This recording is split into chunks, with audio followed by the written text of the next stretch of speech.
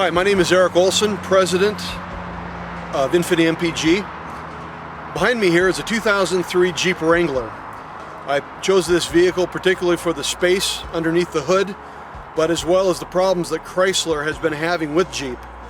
In 2007, Jeep changed their straight line 6 4-liter engine for the V6 Chrysler engine purely based on emission problems that they weren't qualifying for in the state of California. I'm going to show you here over the next few minutes the fuel device that I have installed. It's been invented and patented by our company, and we look to be having this out on the market early 2009 here in the United States. The system is compatible with fuel injection, and with the capacity underneath the hood, we've successfully been able to put it on the Jeep, and we've done trials now in this Jeep right behind me here for the last 7 months successfully. Again, our mileage now is between 30 plus miles a gallon. Our projected goal is 50 miles a gallon.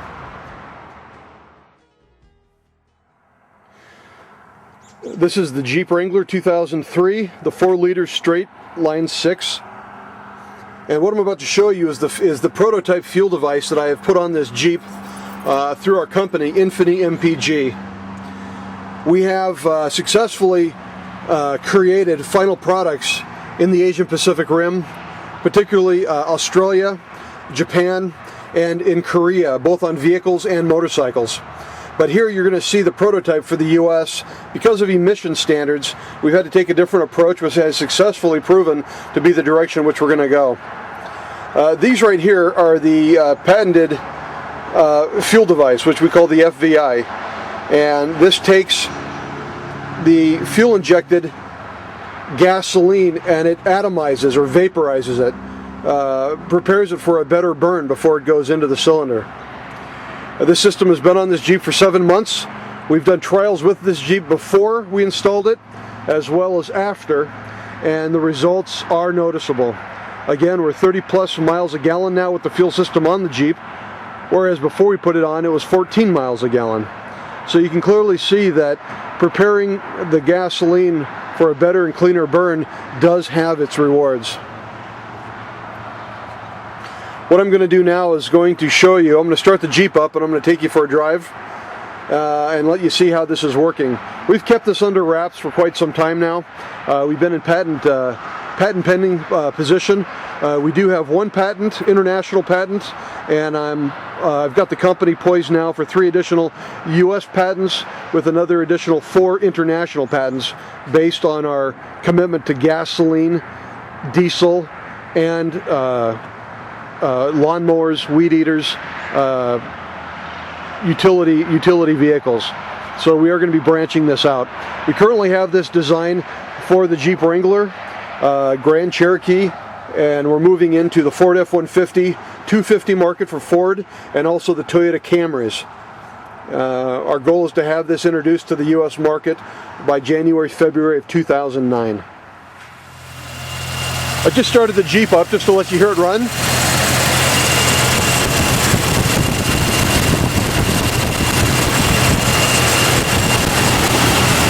Just to show you that it's running. I don't know if you can hear this or not.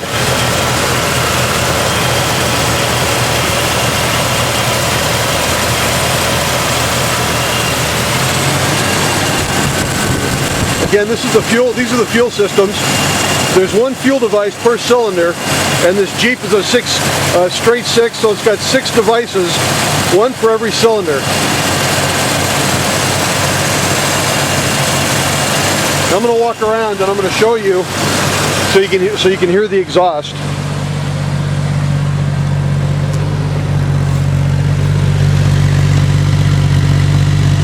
There's no sputtering. There's no backfiring. At this point, we have lowered the emissions potential by 32% at this time. Our goal is 60% emissions reduction. Now this is as homemade as they come. Many of the current investors and territory agents have asked me to put a video together to give you an idea of how this looks. Now, as you can see right now, we've got 63,469 miles on the Jeep. And I'll take you on a 2-mile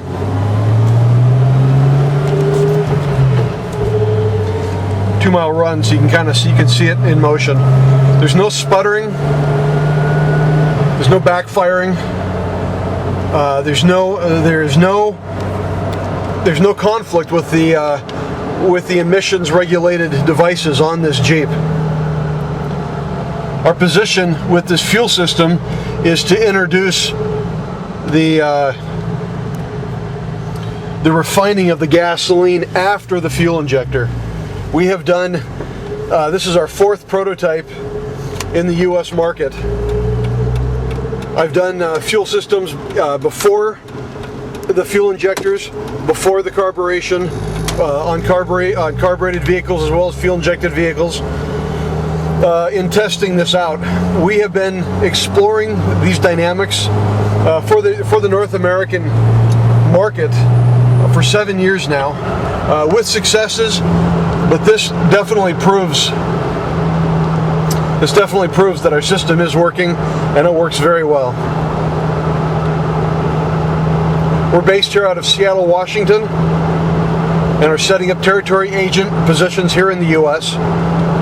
The company will be doing 3 different manners of introduction of this technology. Again, one for gasoline vehicles that we already all have, so we don't have to go out and buy a new vehicle.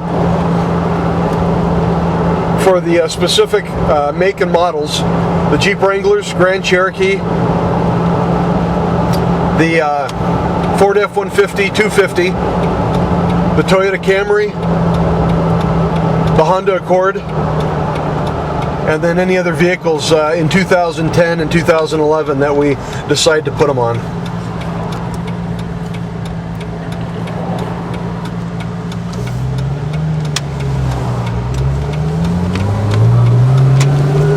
There's no reduction in power. The car still has the same torque, still has the same performance, just considerable increase in gas mileage and a noticeable reduction in emissions.